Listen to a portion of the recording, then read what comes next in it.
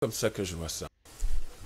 C'est pas du tout comme ça que je le vois et ça va peut-être vous surprendre, mais j'ai l'impression d'être en face de gamins qui croient qu'ils sont dans leur cour de récréation et ils vont simplement et ils oublient que cette cour de récréation est contrôlée par les maîtres, les instituteurs. Je vois des gamins qui gambadent, qui courent, qui montent, qui descendent, qui dérangent les femmes qui vendent les beignets et qui ont l'impression d'avoir pris le contrôle de la cour de récréation parce qu'ils ont donné 1 ou 2 coups de poing à gauche et à droite. Mais c'est de la gaminerie.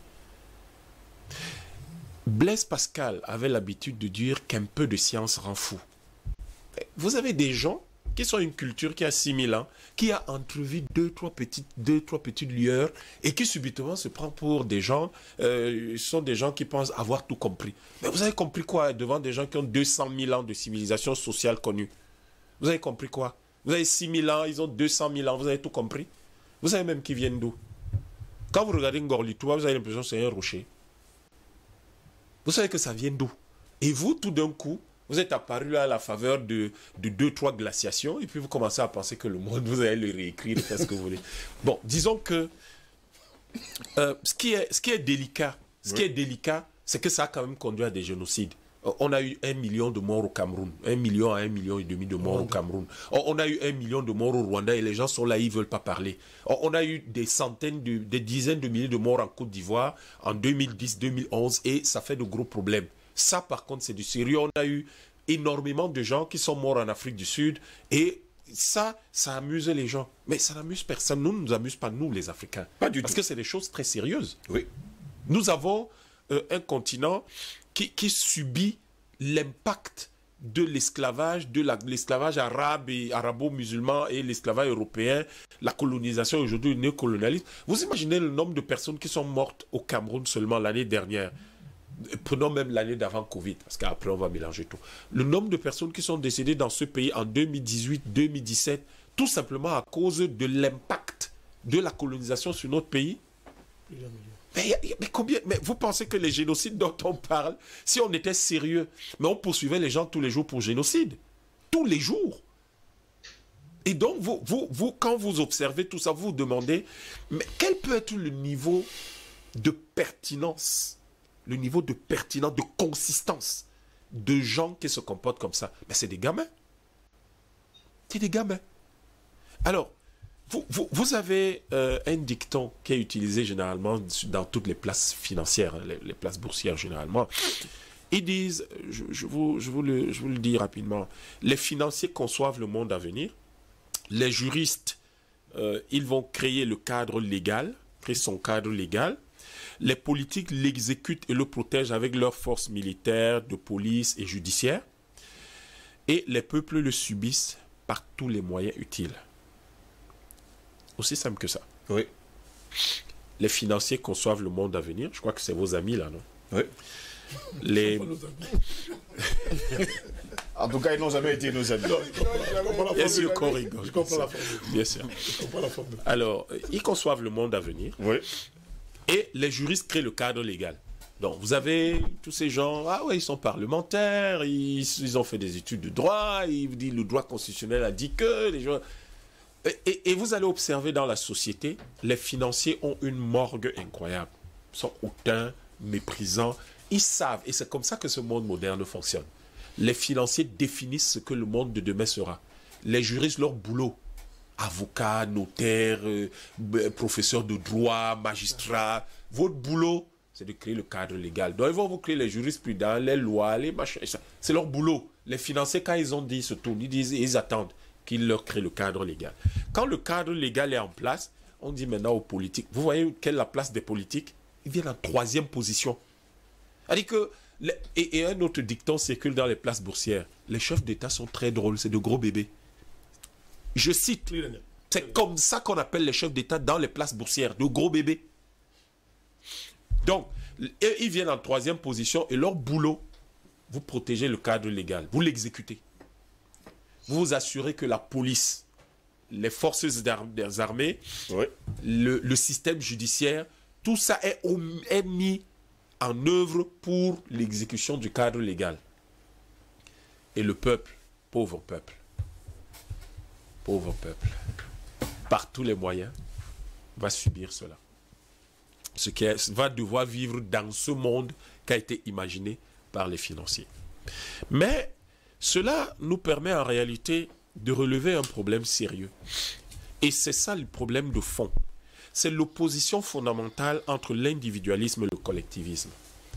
Et cette opposition fondamentale vient de ce que, évidemment, nous sommes en 2021. Évidemment, même quand les gens parlent en 1967, nous sommes au XXe siècle.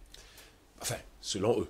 Mais nous sommes quand même au XXe siècle. Donc, on a quand même au minimum 20 siècles qui peut être des balbutiements, mais d'évolution scientifique qui fait qu'on arrive à une certaine compréhension de l'être humain. Oui. Et donc, on a compris une chose intéressante. Si vous exacerbez les pulsions individuelles, vous faites... ce que vous allez faire, c'est que vous allez tuer la collectivité. Le grand moment de la pensée du 19e siècle, auquel culmine toute la pensée occidentale depuis l'Antiquité, c'est le grand débat entre deux esprits fondamentaux que sont Marx et Hegel. Évidemment, ne venez pas me dire qu'on cite des auteurs étrangers ou pas, mais nous sommes au niveau de l'histoire de la pensée. Vous ne comprendrez pas le protocole de Toronto, le protocole de Sion et tout, si vous n'êtes pas sur l'histoire de la pensée et si vous n'avez pas lu ces deux-là. C'est le grand débat où l'Occident arrive à se demander quelle est la voie ultime à choisir. Le problème de la voie ultime, c'est quoi? C'est un débat qui semble aéré, il ne l'est pas. C'est ça qui va déterminer, par exemple, que nous soyons aujourd'hui à avoir de l'électricité avec du câble. Mais on n'est pas obligé d'avoir de l'électricité avec du câble. Nos ancêtres égyptiens n'utilisaient pas du câble pour faire de l'électricité.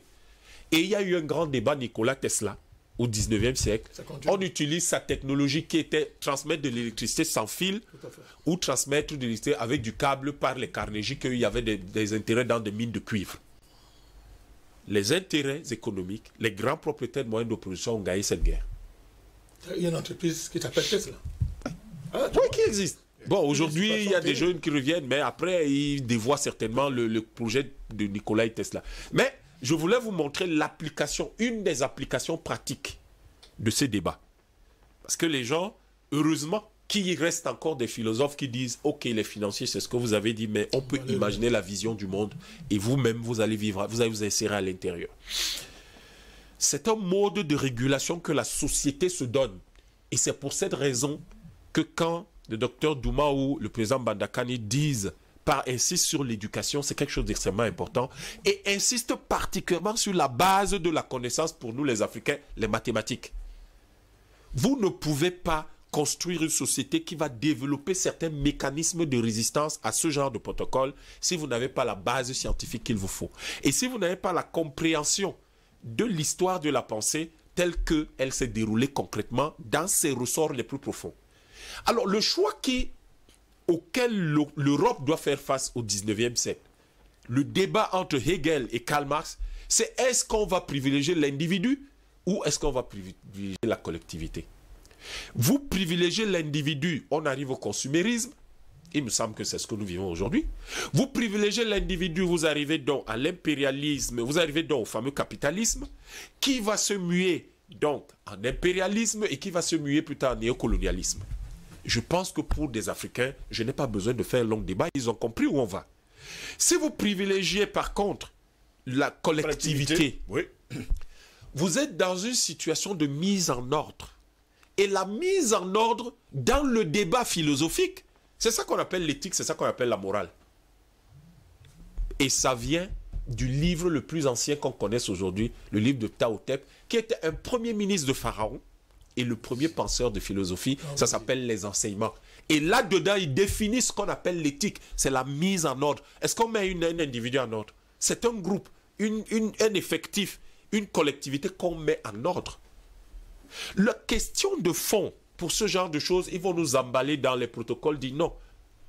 Élevons le débat. Et c'est là où nous leur prouverons ce que j'ai dit dès le début. Vous êtes des gamins. Le monde est beaucoup plus complexe que ça. Et nous sommes beaucoup plus responsables de ce monde que ce que vous voulez faire. Et les mécanismes de résistance et de défense du monde, vous ne pourrez pas du tout les briser. Parce qu'au fond, le choix stratégique, le choix historique, parce qu'il est même au-delà de la stratégie, le choix historique que nous devons devoir opérer sera le choix de dire, est-ce que nous allons penser que l'individu existe en soi? C'est-à-dire que en tant que moi, Yabin Tiba, j'existe indépendamment du reste autour de moi et je peux donc m'épanouir, me prévaloir d'une certaine légitimité qui va faire que, en réalité, les autres n'ont plus de valeur à mes côtés. Ou nous allons penser que la société, considérée comme une mise en ordre historique, parce que c'est ça la société. Oui. La société, ça vient de socius, les compagnons. Donc, est-ce que nous considérons que être des compagnons nous donne plus de force, nous donne plus de vigueur, nous donne plus de sécurité, nous donne finalement, nous crée le fameux filet de sécurité, de solidarité, de sécurité africain que les millénaires d'histoire ont constitué et que les autres appellent inconsciemment, enfin, sans trop comprendre ce que c'est l'hospitalité africaine? Est-ce que c'est ça que nous allons construire? Nous devons faire ce choix stratégique et historique. Si nous ne le faisons pas, nous allons tomber dans...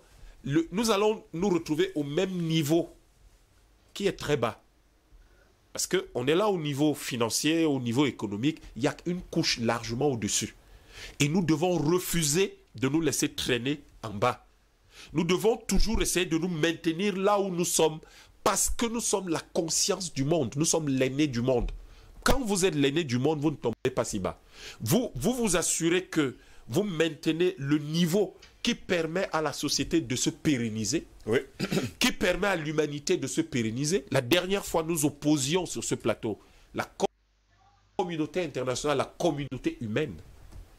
Nous ne pouvons pas commencer à penser que l'humanité se résumerait au fantasme ou aux fantasmagories de 2-3 personnes qui vous reprennent un concept chimique, si, c'est la mélanine, et qui pensent qu'ils vont s'appuyer là-dessus pour vous faire peur, et parce que ça a été introduit à un moment donné dans un livre qui pour eux est le livre sacré. Donc, en réalité, ce qu'il faut comprendre, c'est le discours caché. Le vrai discours n'est pas le discours de dire nous sommes les 666. Le vrai discours est de dire quelle est notre cible. Objectif. La cible objective, merci. Quelle est notre cible objective? La cible objective, c'est le 666. La cible objective, ce n'est, je veux dire, le fond du débat, c'est pas que nous nous appelons les 666. C'est qu'il ne faut jamais perdre de vue la cible objective. Et donc, en réalité, la cible objective, c'est la mélanine. Mais comment des gamins peuvent imaginer qu'ils vont détruire la mélanine alors qu'elle constitue 99% de l'univers? La matière noire, c'est quoi? Donc, vous avez des gens qui... C'est-à-dire qu'en fait, vous êtes dans une situation d'implosion d'individus aigris, frustrés, je ne sais pas trop quelle est exactement la base de tel comportement, qui sortent de la Deuxième Guerre mondiale où ils ont liquidé 70 millions de personnes. En tout cas, ce qu'on a pu estimer, mais aujourd'hui, beaucoup de rapports établissent qu'il y a eu près de 2 fois ce nombre de morts. Qui est venu compter le nombre de personnes mortes à Douala? Comme toujours. Personne. Personne, messieurs. Donc en réalité, nous ne nous laissons pas emballer dans ces gavies. En tout cas, pour vous, ça ne marchera pas. Non, c'est pas que c'est pour moi. C'est pas que ça ne marchera pas parce que il y a une raison fondamentale pour laquelle ça ne marchera pas. L'humanité, tout au long de l'histoire, a toujours fait le choix de la collectivité. L'humanité, tout au long de l'histoire, a toujours fait le choix de la société. Oui. Elle n'a jamais fait le choix de l'individu. Le fameux constat... Eux, ils prônent justement l'individualisme. Le fameux constat de la chute des empires, de la chute des empires qui se fondent justement sur la recherche exacerbée des plaisirs. Oh César, ceux qui vont mourir, etc. Aujourd'hui, les grandes cathédrales sont devant de loisirs. Oui. Ça, c'est la société occidentale. C'est la société, non, européenne. Allez chercher à savoir pourquoi les autres empires sont morts. Pas forcément pour ça. L'Égypte antique a dégringolé à chaque fois quand elle a oublié ses racines scientifiques. Ce n'est pas parce que les individus sont devenus des jouisseurs impénitents. C'est simplement parce qu'on ne produisait plus assez de science. La Mésopotamie africaine a dégringolé quand elle a cessé de comprendre, entre autres choses, ce qu'était que l'astronomie. Donc, au fond, je vous dis encore, je conclue par là, il faut considérer que nous n'avons pas à tomber aussi bas. Parce que quand des gens tombent aussi bas, ils veulent nous entraîner. On va commencer à pleurnicher. Oh, les démocraties sont manipulées. Non. Ça, c'est des gamineries. Nous avons une capacité, nous, les Africains, à nous élever plus haut que ça. Et pendant ce temps, Albert Anatolaïs, on ne va pas également oublier qu'il déclare haut et fort que tous les gouvernants du monde leur appartiennent et ils peuvent faire justement de ces gouvernants ce qu'ils veulent. Et d'ailleurs, ces personnes qui sont à la tête des États-nations, c'est eux qui les manipulent et ils ne feront que ce qu'ils leur demanderont de faire. Oui, c'est vrai qu'avec Docteur Yam, j'étais un peu à la stratosphère. Je vais revenir un peu. Je vais revenir un peu terre à terre. On vous comprend parfaitement, Albert Anatolaïs. Revenons sur terre, messieurs, pour nos téléspectateurs ce matin. Ça va très vite d'ailleurs. Revenons sur terre. Voilà, il faut qu'on revienne sur terre. Parce que là, on a l'impression qu'on est monté très haut. Et d'ailleurs, ils voulaient qu'on monte très haut. Non, il ne faut pas le monter plus. Parce que là, c'était les gamineries. Vous ne pouvez pas comprendre si vous ne montez pas haut. Pas du tout. Alors, c'est d'abord quoi le projet mondialiste? Le